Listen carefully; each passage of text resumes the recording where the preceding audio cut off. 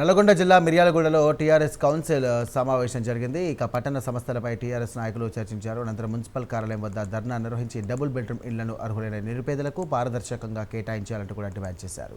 సాగర్ రోడ్లో నిర్మిస్తున్నటువంటి డివైడర్ల వల్ల ప్రజలు ఇబ్బందులు పడుతున్నారని తెలియజేశారు. ప్రధాన కూడళ్ల వద్ద యూటర్న్లు ఏర్పాటు చేయాలంటూ కోరారు. సమస్యలు పరిష్కరించకపోతే గనక ఉద్యమాన్ని ఉధృతం చేస్తామంటూ కూడా ఈ సందర్భంగా హెచ్చరించారు. లోపల వాళ్ళు పెట్టి పార్కింగ్ ప్లేస్ లో పార్కింగ్ చేయడం వల్ల ఇవాళ ట్రాఫిక్ చాలా ఇబ్బంది జరుగుతున్నది. దాన్ని సరి చేసినట్టయితే ఇబ్బంది ఉండదు. అదే విధంగా బైపాస్ నామ్స్ ప్రకారం మరి ఇవాళ డివైడర్స్ ఎగ్జిట్స్ ఏదైతే క్లోజ్ చేసినామని చెప్తున్నారు. వాస్తవంగా ఇటు ఏరియా హాస్పిటల్ రావాలన్నా కూడా పేషెంట్ ఇబ్బంది పడుతుండ్రు. మిర్యాల కూడా మొత్తం మీద 15 ఎగ్జిట్స్ ఉండే, మేము 15 అడగట్లేదు. ఒక 4-5 ఏదైతే ఇంపార్టెంట్ ఉన్నాయో, ఇప్పుడు ఏదైతే మున్సిపాలిటీ ఆఫీస్ రావాలన్నా ఏరియా హాస్పిటల్ రావాలన్నా అది క్లోజ్ చేసిర్రు, ఇబ్బంది పడుతున్నారు.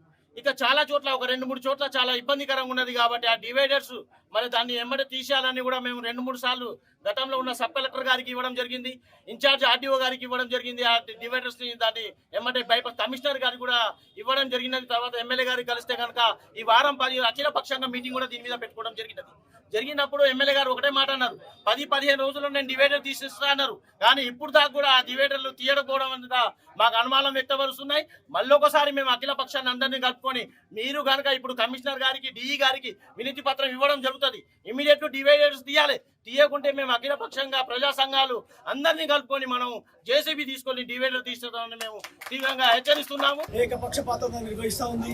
ఇక్కడ మేము గెలిచిన 14 వార్డుల్లో 1% కూడా మాకు డెవలప్మెంట్ కి అవకాశం లేకుండా ఈ మూటకపు ఎజెండాని వీళ్ళందరూ మా ముందు పెట్టారు.